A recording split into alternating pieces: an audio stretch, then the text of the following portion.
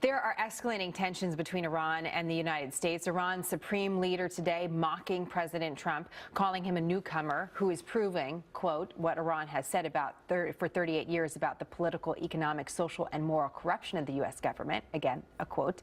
This coming after new sanctions levied on Iran by the Trump administration after its latest ballistic missile test. Joining me now, Mark Dubowitz, Executive Director for the Foundation for Defense of Democracies in our D.C. Bureau, and Yaakov Katz. He's Editor-in-Chief of the Jerusalem Post, also the co-author of a new book, The Weapon Wizards. He joins us from New York, this book about Israeli weaponry. We'll talk a little bit about that as well. I want to mix into this pot, if we can, gentlemen, this exclusive report we have from the Pentagon that over the last week or so, Iran was attempting to do another missile test, or so we thought, what we see from satellite imagery, but they have taken that missile down sometime after the National Security Advisor Mike Flynn put them on notice. We don't know why. Could be any number of reasons. We don't want to read too much into it, Mark. But here's the question. We've been in a certain paradigm with Iran over the last 8 years. How do we think creatively to break that paradigm, to move this relationship in the direction that we want?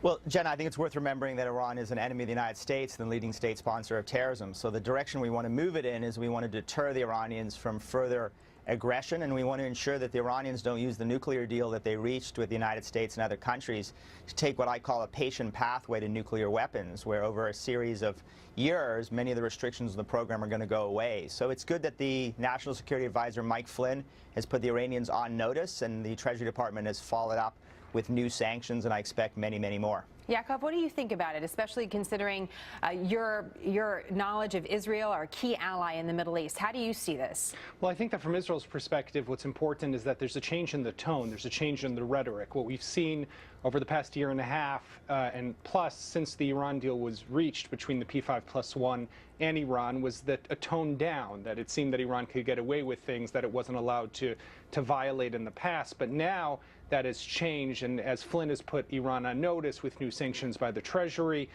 this new escalation in rhetoric by the Supreme Leader, you know, we should look at it as rhetoric, but the point is that I think the Iranians understand that this change here in the White House and in the administration in Washington also might mean some different significance from their perspective when it comes to the Iran deal. And from Israel's perspective, ultimately, it wants to see that if this deal is already there, and it is a fact, it needs to be enforced. The Iranians need to know that they cannot violate. They can't just test ballistic missiles, even though that might not be included in the deal itself, but they need to know that they will pay a price for violations. Let's talk a little bit more about the rhetoric, though, Mark, because you talk to some academics here in the United States. They say, listen, the rhetoric from Iran is hot. You don't want to meet that with equally hot rhetoric. It's going to explode. I mean, that's one theory. We've seen the rhetoric from the Obama administration was tempered. We're seeing different rhetoric from the Trump administration. What do you think is the result of all that talk? Well, again, I think there's a distinction between rhetoric and action. I mean, the Obama administration, soft rhetoric, very little action. The Iranians could keep pushing forward, never felt any steel, and so they continued their aggressive activities. I think the Supreme Leader and the clerical establishment is really afraid of Donald Trump and Secretary of Defense Mad Dog Mattis and Mike Flynn. I mean, they're seeing a team of administration officials who have long experience dealing with the Iranians are going to be much tougher.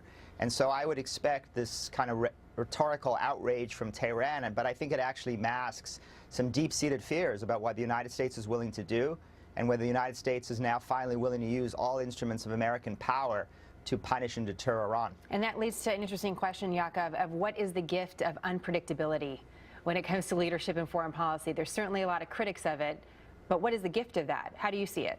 Well, I think that from Israel's perspective, at least, it could mean that Iran will recalculate. It might decide that it needs to, because of the unpredictability, the fact that they don't know what Trump might do, they don't know what the repercussions will be of missile tests, right? Your exclusive report from just minutes ago of how they unloaded that launcher and that Safir missile, right? It might be a satellite launch vehicle, but a Safir missile also has the capability to carry potentially one day a nuclear warhead. So these ballistic missiles, or ICBMs, that Iran might be testing, this could also be an indication that they're recalculating, they're reconsidering what their action should be, because they understand that this change, and they don't know how to read what's happening in the White House.